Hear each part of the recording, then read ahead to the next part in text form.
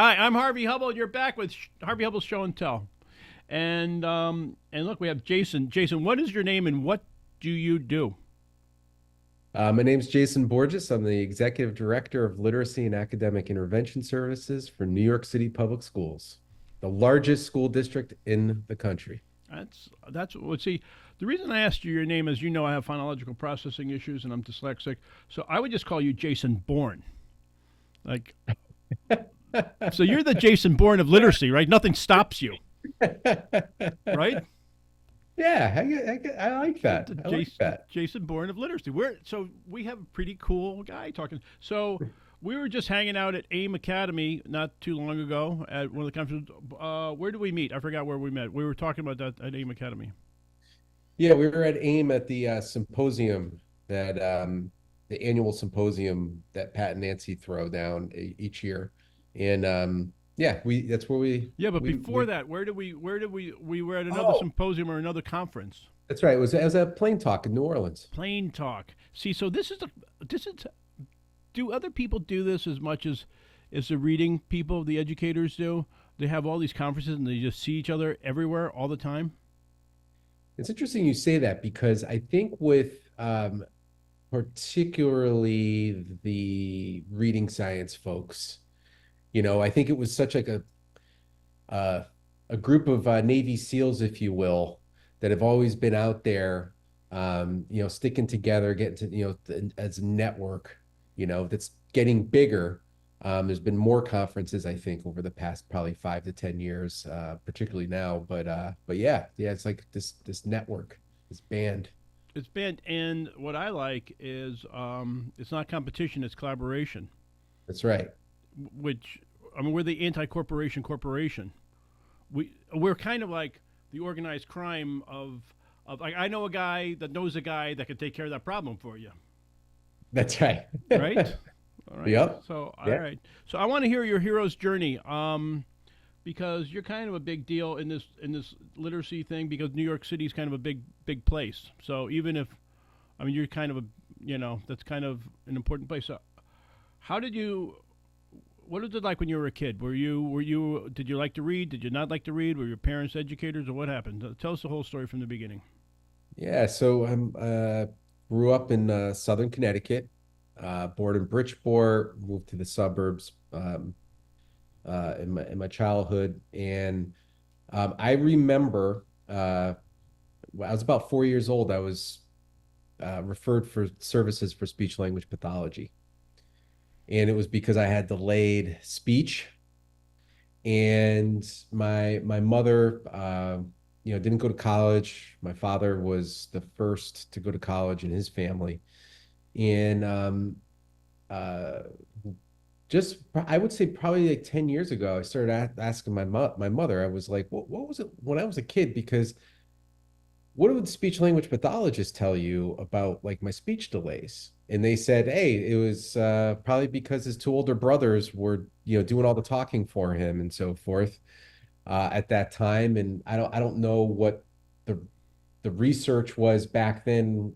thinking about, developmental learning differences, language-based learning differences. But there was something going on because I remember that phonics was not my issue. I actually remember being in second grade, Miss Carboni's class doing phonics, and it was not a problem. But what presented the challenge that presented to me was around inferencing in text. I really had a difficult time and had, got resource in the upper end of my elementary school experience, um, you know, uh, supporting reading comprehension. So it was a hard time. All through schooling, it was challenging, and it wasn't until eighth grade that I remember I read my first two books in their entirety and enjoyed them. What were the books? First one was just a collection of short stories by Edgar Allan Poe.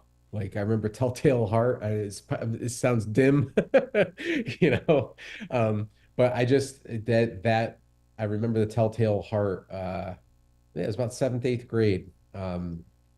Just fell in love with that short story, and it's funny to think about, right? Short collection of short stories, that intrigued me, right? There's probably something with stamina going on there, right? Like, read a 4 to 5 page short story, maybe 10 pages, beginning, middle, end. Um, so I think there's something going on there. But the second book was actually 1984 by George Orwell.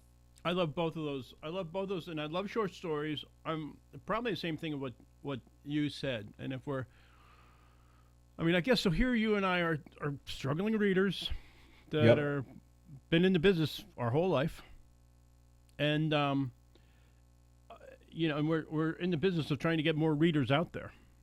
I mean, Yep. we look at how many of our incarcerated brothers and sisters are not reading in the slammer, and they got all the time in the world they can read. I was just with Amir Baraka the other day, who began to teach himself to read when he was in prison, which Mm. is pretty impressive feat. But he obviously kept working on skills, and here's a guy who now makes a living off of reading scripts.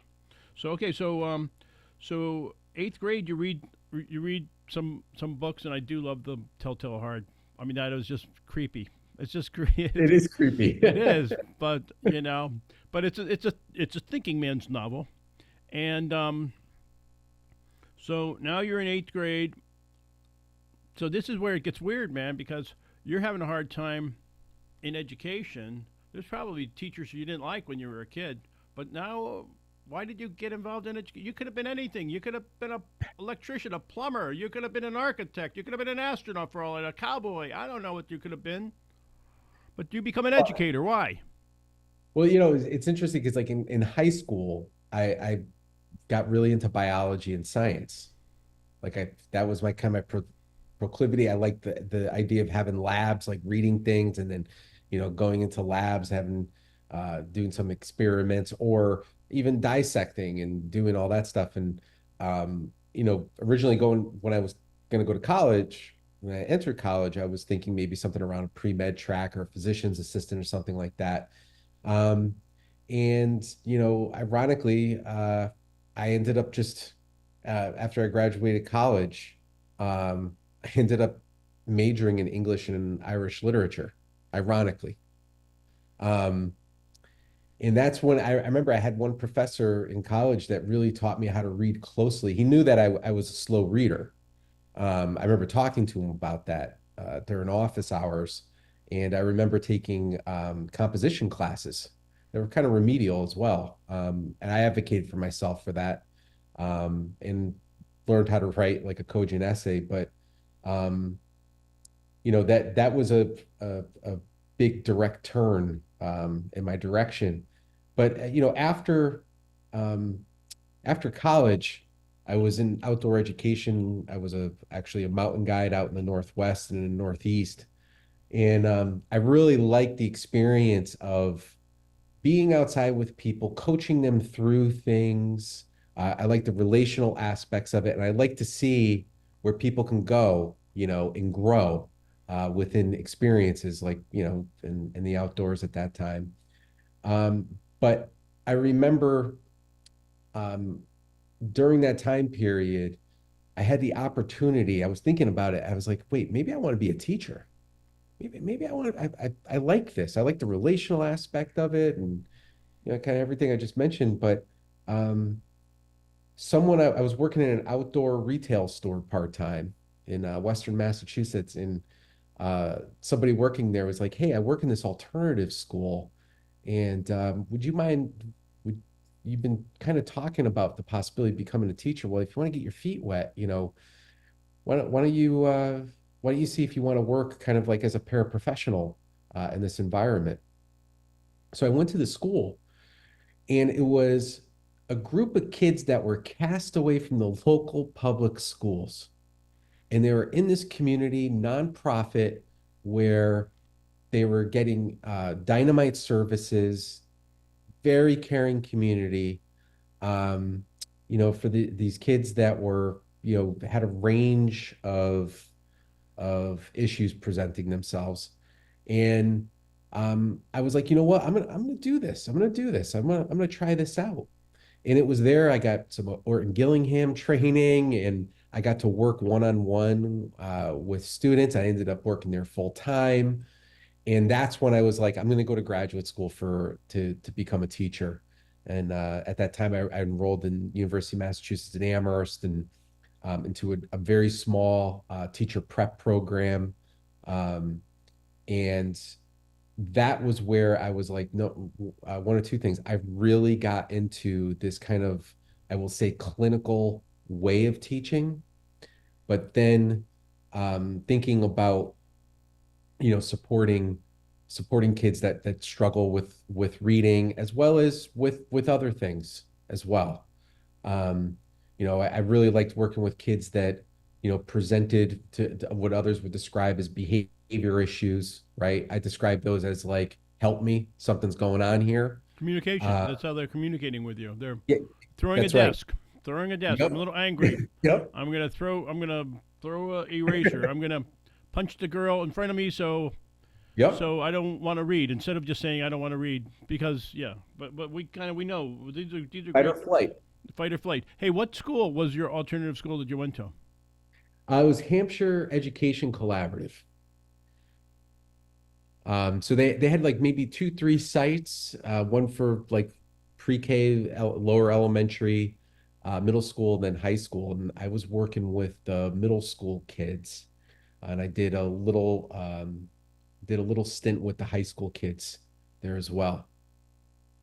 So that's great. That's quite the hero's journey. But now you're in Massachusetts. I'm not going to say stuck in Massachusetts, but but you're up in Massachusetts. How'd you get from Massachusetts into a little town called Manhattan? So I met my wife in graduate school up there in Western Mass, and she's an interior designer.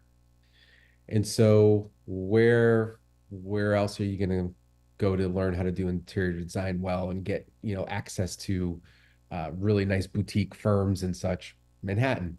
So we came out of Manhattan, or Brooklyn actually, and that's where I came into the public schools here in East New York, Brooklyn, um, back over 20 years ago. Wow. And yeah, just I love New York City schools. Why?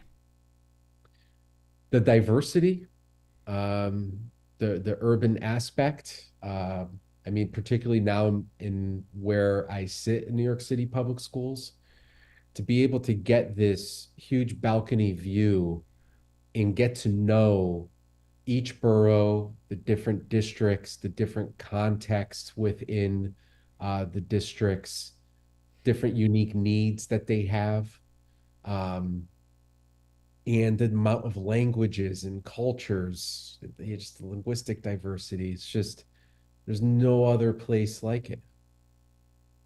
It's really incredible. That is a the diversity and the sea of humanity when they're young and all the potential that's there. Yeah, yeah. Another thing I would also say is that, when it comes to professional development or uh, moving things along, I think in this country in education, I think a lot has come out of New York City, kind of being being at the edge and at the front of movements, like the one that we're experiencing right now. Like you want to go into? Yeah, like Mayor Adams and Chancellor Banks, announced, a year ago, New York City Reads and, literacy reform effort, focused on a pre-K and primarily K-5, um, you know, shifting approach, using different curricula and, moving towards evidence-based practices. Um, it's a seismic shift, but I think it's one where, a lot of eyes are on New York City and what's happening here. Um, and, being part in leading a national conversation around, like, you know, moving away from approaches that were here, based on theories, um, over 20 years, and now moving towards like evidence-based, practices and approaches.